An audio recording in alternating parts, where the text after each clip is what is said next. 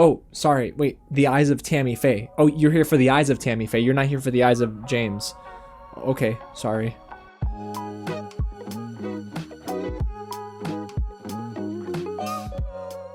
What's going on, you guys? James here with another real review, and today we're diving into the Eyes of Tammy Faye. Thank you so much to Searchlight Pictures for giving me the chance to watch this in person with a crowd, because there were some scenes that were definitely amplified due to the commentary I was hearing around the theater. The movie's in theaters September 17th in Miami and Orlando, and it's directed by Michael Showalter, who directed The Big Sick, a movie I really like, and it's starring Jessica Chastain, Andrew Garfield, Cherry Jones, and Vincent D'Onofrio. Now, honestly, guys, my jaw was on the ground when I heard it was Jessica Chastain as Tammy Faye, but then when you put in Andrew Garfield as Jim Baker, listen, sign me up. Now, if you don't know much about the film, guys, no spoilers here, but this is about the rise and fall of Tammy Faye's life alongside her husband, Jim Baker. So as a Christian, I didn't know too much about Tammy Faye other than some surface level stuff, but this movie dives into some of that behind the scenes stuff, and oh boy. Now, before we get into what I liked about the film and what didn't really work for me, guys, if it is your first time here at the channel, welcome to Real James, where we break down movies like this all the time, so you're not going to want to miss out. Go ahead and hit the big red button below, subscribe to the channel, and tap on that bell, y'all, and hit the thumbs up button if you're a big fan of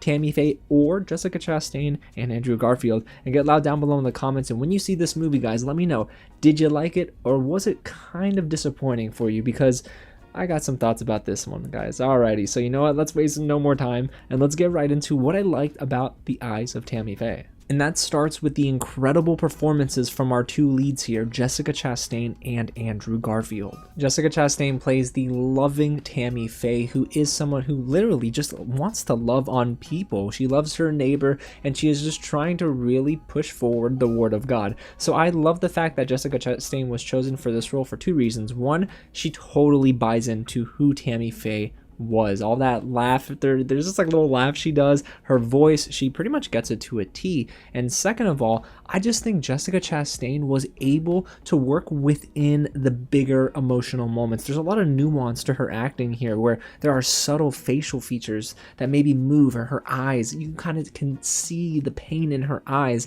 And I'm not gonna lie, guys, Jessica Chastain's range, I knew it was good coming into this film, but leaving it, I think she doesn't get as much credit as she really deserves. And then there's Andrew Garfield, who plays Jim Baker, Tammy Faye's husband, and yes, convicted fraudster. He did definitely steal some money from the church and from his ministry, and he was basically living in debt. But this movie dives into all that and so much more, especially with his, well, relationship outside of his marriage. But what I will say is that Andrew Garfield here is probably going to be overshadowed to a degree, because Jessica Chastain is probably going to get some awards recognition for her performance, but it's Andrew Garfield who really helps bring everything together in some of these high intensity moments. Now, Andrew Garfield is already one of my favorite actors in Hollywood, and putting him alongside another favorite of mine with Jessica Chastain was a perfect pairing and casting. There are some moments here where Andrew Garfield breaks down as Jim Baker, and he's just crying, and it is so believable, and then he gets really upset and angry all in one scene. So I have to give Andrew Garfield some props here, because he really did put together an A+ performance. And when it comes to the supporting cast, I do think that there should be some praise for Cherry Jones as Rachel, Tammy Faye's mother. Now, of course, she is pinned up to be one of the antagonists in like the first act. She doesn't let Tammy get into church,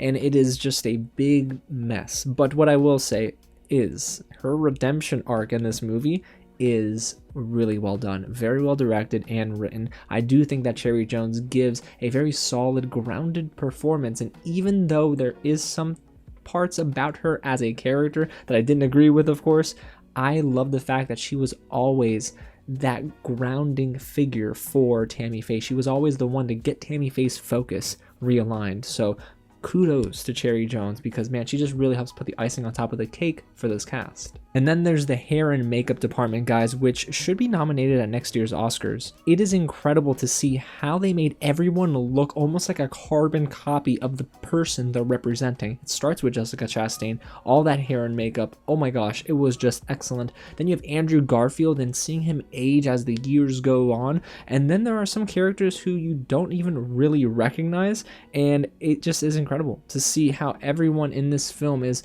just transformed. So the hair and makeup department definitely deserves to take a bow after what they pulled off here in the Eyes of Tammy Faye. And I also really enjoyed the cinematography by Mike Goulakis, who worked on Us and It Follows. Now, Mike Goulakis has been around for a little while now, but man, the way he's able to frame certain shots, he gives Dutch angles when it's appropriate, the way he lets in light into a certain room to give it this like heavenly feel in a way is just so beautiful. So what he did to make this story, which is pretty cut and dry, like they're basically not holding anything back, but it added another layer of dynamic appeal, and I just think that the movie is better for it. So instead of us lingering in these arguments and then going from scene to scene, it instead feels like we're taking on this experience with them. It's very interpersonal, and a huge bit of praise needs to be given to the cinematography department. And again, like I mentioned earlier, as someone who is a Christian like myself, I was relatively unaware of Tammy Faye and Jim Baker's story heading into this film, so it was educational for me. I came away from this movie knowing much more about Tammy Faye than I ever did before I sat down in my seat. She is a very layered person, and before her passing, she did so much good work around the world, not just in the United States of America.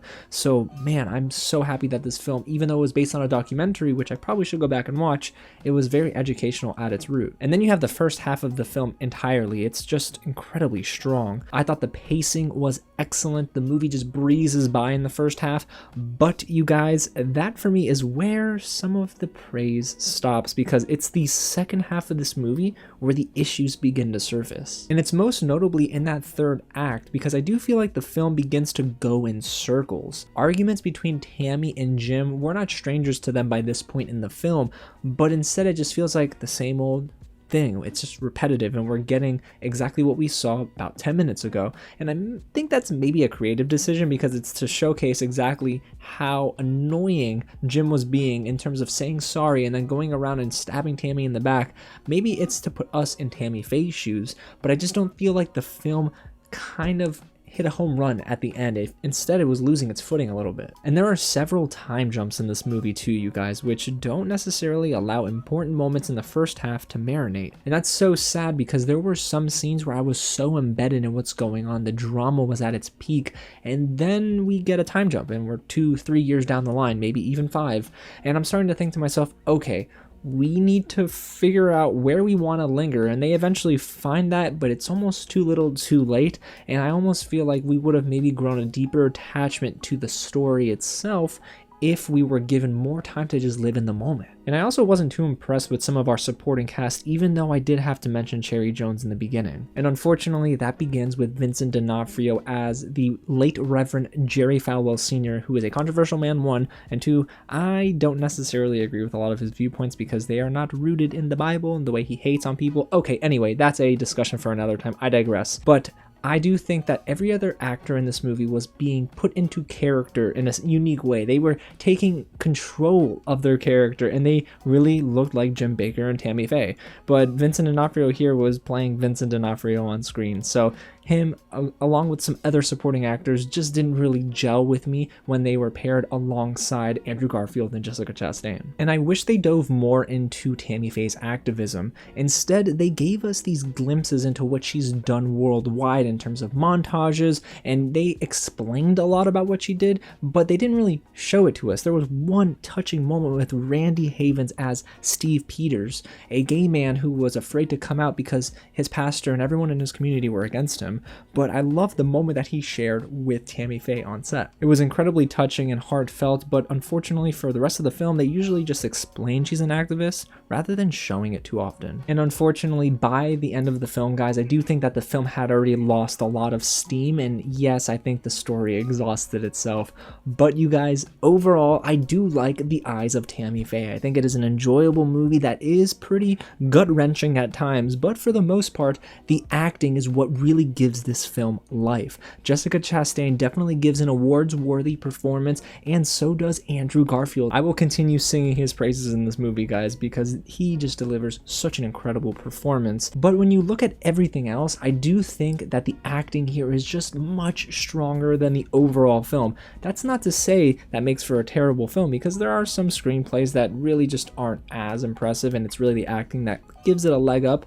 but I just wish that this was a more complete experience. I think that second half was not as good as the first half, and there were some moments in that third act where I just thought the momentum was lost, but it's not enough for me to tell you don't watch this film. I think it's worth a watch. It comes in at 2 hours and 6 minutes, so it never felt too long to me, but instead I do think that the acting is exactly where it needed to be, and it even exceeded my expectations. So guys, I will tell you, if you're a fan of Jessica Chastain and or Andrew Garfield, you need to watch The Eyes of Tammy Faye. So there you have it, you guys. That's my real review of The Eyes of Tammy Faye. Again, it opens in theaters September 17th down here in South Florida and Orlando. But hey, when you watch it, go ahead and get loud down below in the comments and let me know, do you agree with me? Do you disagree with me? And hey, if you haven't seen it yet, are you excited to watch it? And if you haven't already, go ahead and hit the big red button below, subscribe to the channel, and tap on that bell, y'all, because we got a lot more coming down the pipe this week and for the rest of the year. It's gonna get busy. Oh gosh, excuse me. That's my nervous belch. I feel like Higgins from Ted Lasso. I'm just kidding. Alrighty guys, again, thanks so much for watching, and I'll catch you at the next screening.